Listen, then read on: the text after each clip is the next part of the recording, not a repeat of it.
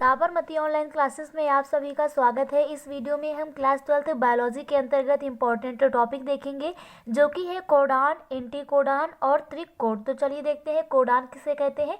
तो ये हमारा शॉर्ट नोट के रूप में पूछा जाता है। सबसे पहले देख लेते हैं कोडान। तो जो कोडान होता है ये न्यूक्लियोटाइड जो होते हैं, न्यूक्लियोटाइड के उस समूह को जिसमें किसी एक अमीनो अम्ल के लिए संदेश होता है, यानी ये न्यूक्लियोटाइड का ही समूह है लेकिन उस न्यूक्लियोटाइड के समूह को हम कोडान बोलेंगे जिसमें अमीनो अम्ल के लिए संदेश हो या फिर कोई कोड हो, तो उसी को क्या बोलते हैं, कोडान बोलते हैं।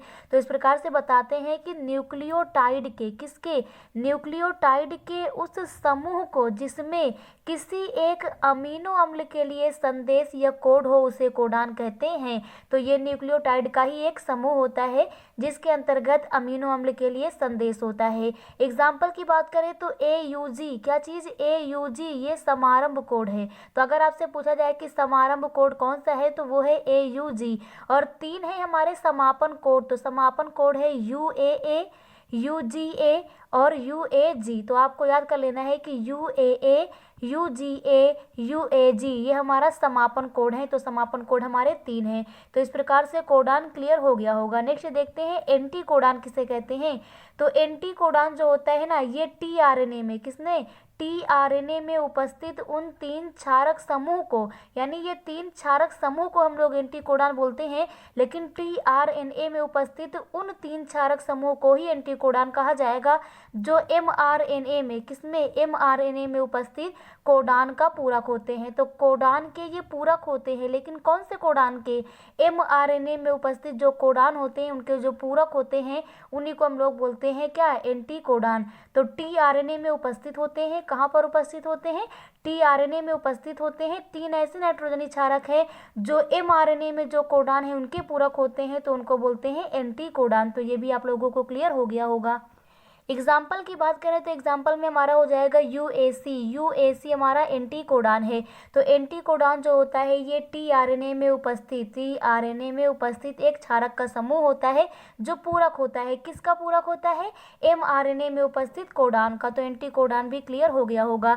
नेक्स्ट एंड लास्ट देखते हैं त्रिकोड। कौन सा है हमारा टॉपिक, त्रिकोड। तो गैमो यहाँ पर नाम है वैज्ञानिक का। तो गैमो ने 3 अक्षर का, गैमो ने क्या किया, 3 अक्षर के कोड की संभावना प्रकट की। किसने प्रकट की थी, गैमो ने।